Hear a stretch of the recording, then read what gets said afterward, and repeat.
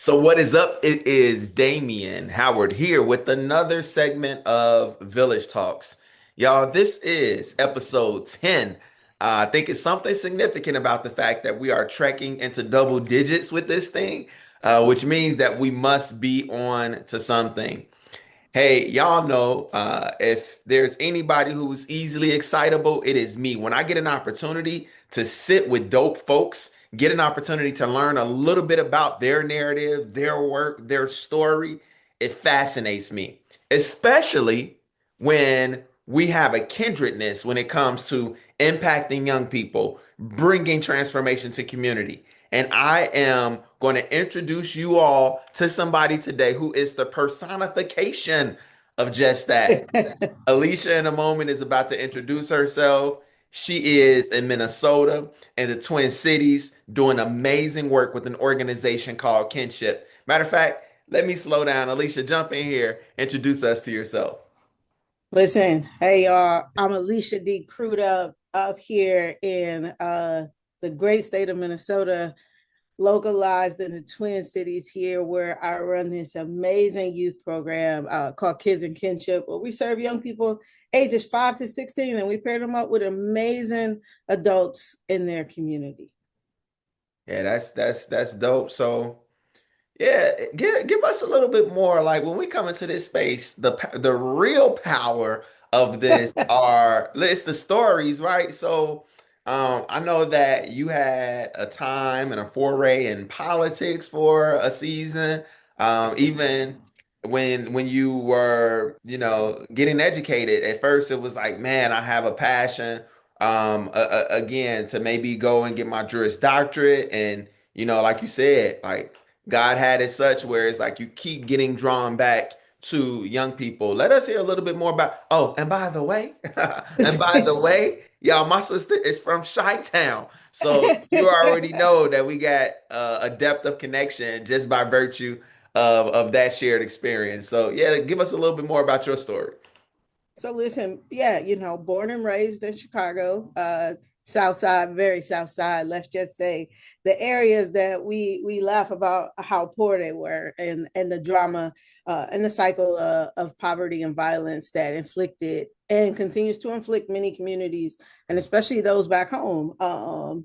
I studied law in undergrad because that's what I was thinking I was going to do from the age of 5 until I graduated from undergrad, and then it was like, okay, it's time to go to school. And I went to my first class to study for a law school study group, and God was like, "What are you doing? I told you I wanted you to go into the community and help change their narrative with young people, and I want you to show them that they have a way out, and Mm. it doesn't always lend itself to be in sports or entertainment, but instead they can be regular everyday heroes and make a difference in their community." And so God was like, "Go into youth development. Mm. I'm gonna send you to this program. You're gonna volunteer full time, no money, Mm. no job. This is your job. I'm gonna have you volunteer." And I started just engaging with young people in the space of sports. I was a collegiate athlete. I played ball my entire life, and played softball and volleyball just to give myself something to do while basketball was out of season, because I couldn't always afford AAU. So, you make do. And I started off with young people, and then I walked into the sister's office, and she was like, "I want you to take my job." Mm. And she was a director at the YMCA, in a hard area here in Minnesota. It's called North Minneapolis, and that's where I cut my teeth with young people, doing crazy, amazing work, breaking all the rules according to the YMCA in the way that they do youth work and engagement. Because I am a kid of community and I know what it means to be in community. And sometimes young people need us to show up in their darkest moments, when they're afraid or when their families are struggling, with no judgment, no system, just to show up and help and listen. And so that's how I got into the work. Fast forward, I did some politics for a little bit. These people here thought I was a worthy enough leader to lead, and 200,000 of them voted for me in office. I began to do my work, And then I moved and I was like, hey, I am moving. I am moving out of the area. Does this mean I need to leave my post? And they said, absolutely. And so I resigned from my post, and the Lord saw fit for me with a space as the executive director for Kids in Kinship. And fast forward 3 years almost, and here I am making a difference in another community where overwhelmingly the young people look like me, Mm, and attempting to show them what it means when the village actually shows up for you, and what it means when you see this young Black woman just walking in the spaces and people are like, wait, who is this? I've never seen someone like you out here. Where did you come from?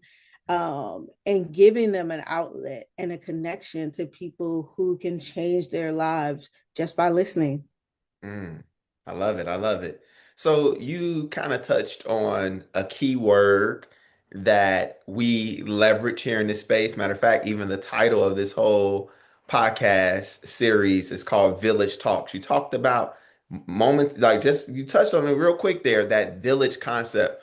So I'm just curious, even in the last 3 years of you serving in your role as ED right now with your organization, what are some of the ways that you've seen this concept of village activated in powerful ways, in ways that just like resonate in your mind, even as we have this conversation?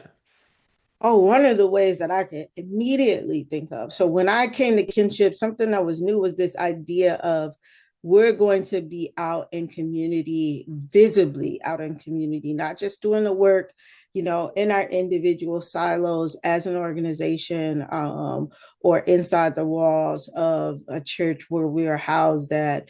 But instead, we're going to get out and put our feet on the pavement and get to know families and get to know other community serving organizations, so that our resources are bountiful when our families with which oftentimes will need us, Mm, and where we can't do all of the things, but you know that old saying, many hands make light work. mm, And if you are tied into the people and the resources in a way that is authentic, in a way that is compassionate, guess what, mm, Damien, when someone has an issue with food, right? And everyone has a lot of pride. I don't care who you are, where you come from, it is hard to ask for help. And if you trust us enough to say, hey, Alicia, we are running low on food, and I'm worried that we don't have enough food to get us through until the next time I get paid. mm, If you trust me enough with that information and I do nothing with it, and I just refer you to a number to call, I have failed you. But if mm, I take that information that you gave me and I say, you know what? Hang on a second. Let me call my good friend over here. I know they run a food shelf. And I know that sometimes our pride and our dignity won't allow us to walk through those doors, even though our need is great.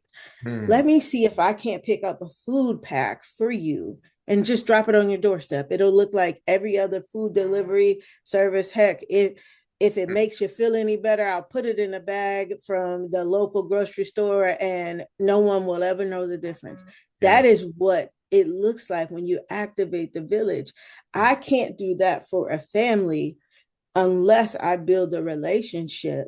And they won't trust me unless I say, hey, this handoff is great. I'm going to hand you over to my friend Damien. Don't worry, you're in good hands. I know your boys have expressed A, B, C, or D.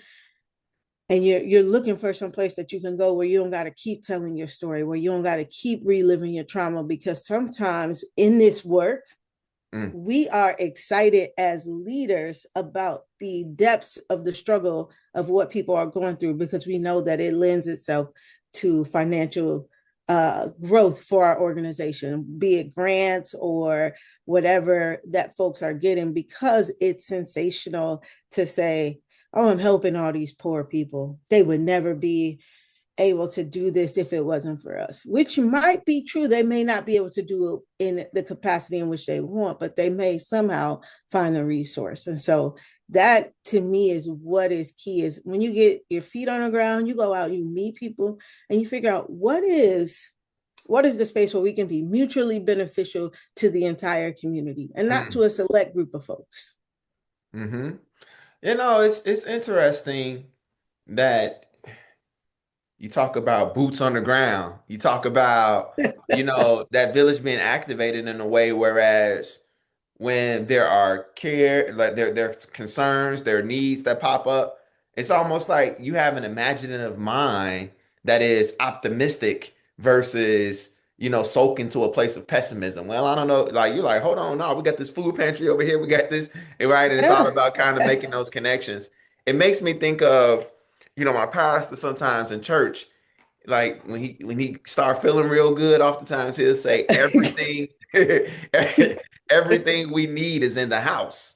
And I Yeah. think I think like that's kind of likened to what we're talking about here, that literally the needs that we have to address some of the most biggest issues on the communal level, if we can learn how to go outside of our own silos, work together, create synergies, that those needs can be met. So just really appreciate, again, you kind of sharing your narrative, allowing us Yeah. to step into your space through shared story of what that looks like for you. Now, when you think of just kind of the dynamics of what kids and families are faced with in your area, what would you say in the Twin Cities area, in Minnesota proper, however you want to take this question, what would you say is kind of like the biggest issue that youth and or youth serving organizations are faced with today?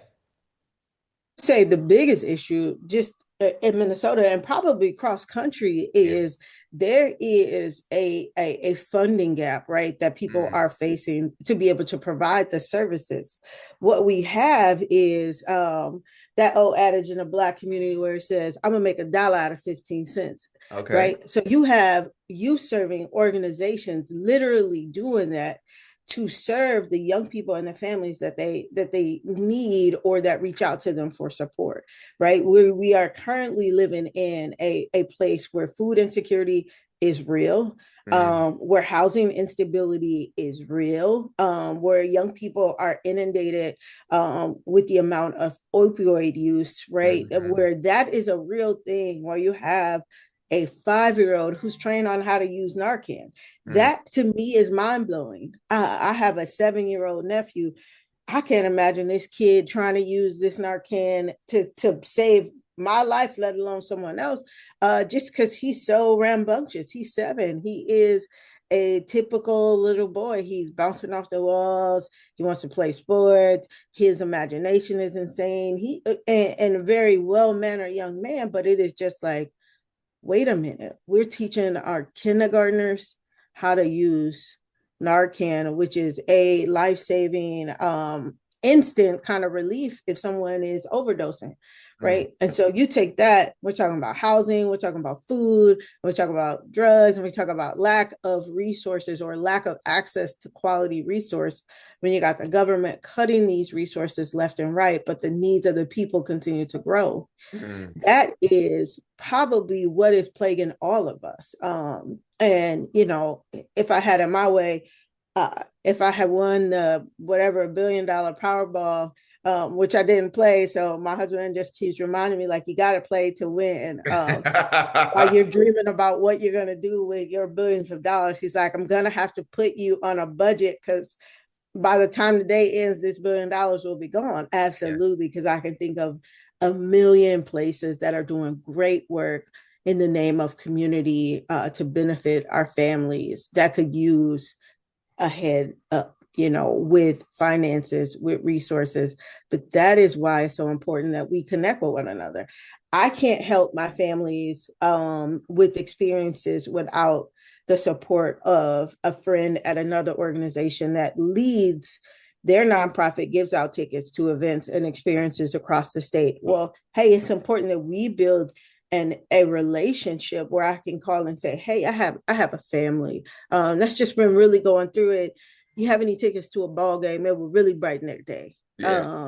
You have any tickets to this play? They've never been to a theater before. I'd love to give them their first experience. Or we have a mentor and a mentee that would love this experience. How do we get them access to it? That's what the village connection looks like, to say, let me do that for you. Let me Yeah. blend in. So I don't even have to ask you what you're gonna do with your magic wand because you flipped that thing on me. You said, "Nah, dang, like, don't even ask me about that magic wand. I'm gonna tell you what I'm gonna do with my Powerball winnings." Listen, And listen. One day, right? yeah, Or Mackenzie Scott can find me and I can help her. She's doing great work. There is still great work to be done. Unfortunately, and we need to as both. We need to resources both. change. We need to both write. Mackenzie Scott, Chan Zuckerberg. We need to write them some Yeah, letters. Like, hey, and Chi-Town, hey, Twin Cities. Connect with some of yes. our other people. Like, fund some of this stuff. No, no. Listen, funded. These little folks, we get left out, but we are, we're very blessed and privileged to do the work. I tell Yeah, people all the time, it's my privilege to show up and serve. Certainly, I can go and I can and get a corporate job. I can go back and pursue my JD for sure, right. and go and do something else. But that is not where my heart is. That is not where I'm called to in this moment. And so it is important that I not only am able to show up in my community, but in other communities that are mirror like mine, in places where oftentimes, I tell people all the time, the poverty in the suburbs hits different, Mm, because it's hidden behind big homes, and a Starbucks and a Target or a Trader Joe's on every other corner, and it's folks suffering in silence, mm. and the level of access is different. You're talking about just getting food. You may have to take 3 or 4 buses if there's even a bus for Mm. you to get to the food. And then you got to tell your life story about why you deserve this bag of food, and degrade yourself because folks have it out in their mind that you have done something that is why you are here. Wow, wow. So I knew it was going to be the case. This very limited time that we have and the structure of this podcast is such, whereas we got to land this plane. And I'm like, oh, that is so unfortunate because, of course, Alicia, you and I can sit here and we can riff on this all day, right? All And, day. and keep expanding this conversation. So what that tells me, this cannot please be the last time that you join us Absolutely on not. our segment. We got to have you back. I do have one final question to ask of you. But before I ask that question, I'm inclined to ask you something that's just like real important to me.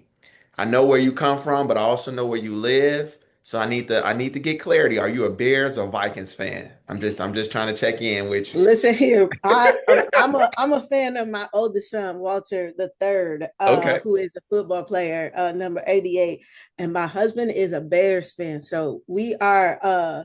I am a Bears fan because I'm rolling with my husband all day, all night, All right. and so he is a bear down to the day he goes to glory, All right. and our boys are Vikings fans. So it is smack talking central in this house, on top of the fact that we have 6 student athletes. So it does Wow. become an interesting football days are interesting. Yeah, okay, okay. We're gonna leave that one alone. The Vikings had a really good win the last time I saw them out, so that was pretty cool. And I think, and if I'm not, did they beat up? No, they didn't beat up on those Packers. I forget who it was they beat up on, but they looked really good the last time I saw a Vikings game. So look, Alicia, like I said, this has been a blast. I definitely want to, before we leave, just get clarity from your sake, like.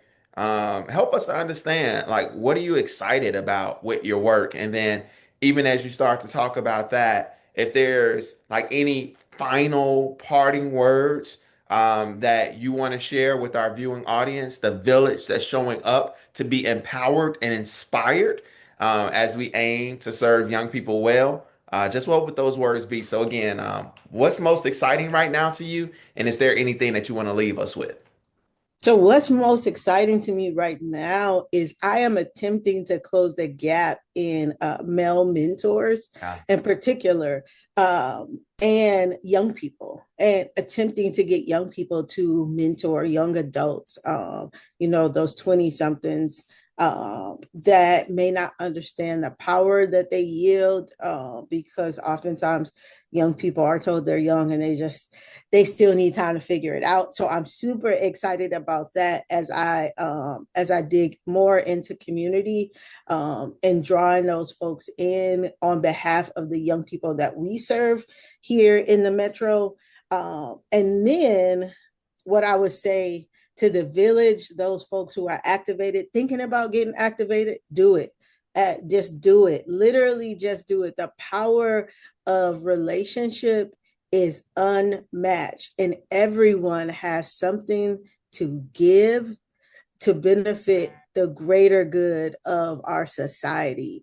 I always tell people mentorship is the gift that gives both ways. Think about it. You wouldn't be here without a mentor. I wouldn't be who I am without the many mentors. The first ones were our parents, even if we don't look at it that way, but they truly were. And so, what can you do, even if it's just to show up to a local rec center, play ball with some kids, play a card game, or teach them something that you find fascinating that maybe they wouldn't be exposed to. So don't just sit there and watch the world pass you by. Get up, get out, and do something. So listen, y'all, episode 10 of Village Talks is a wrap. Alicia was an amazing guest. I'm definitely going to make sure that we provide Alicia's LinkedIn space, as well as if there's any websites or things of that nature that she wants me to share. I'm going to give that to you all because, Alicia, we definitely want to be able to keep in touch with you. This is just so amazing. You never necessarily know who's out there doing the work. And when we invite folks into this space, it's just always a rich experience because, like I said earlier, there's a kindredness there. We get each other. We both kind of resonate with that idea that this work is bigger than us, and we have something to Yes. give back. So, with that, that's all, folks, and we'll see y'all next time. Peace out.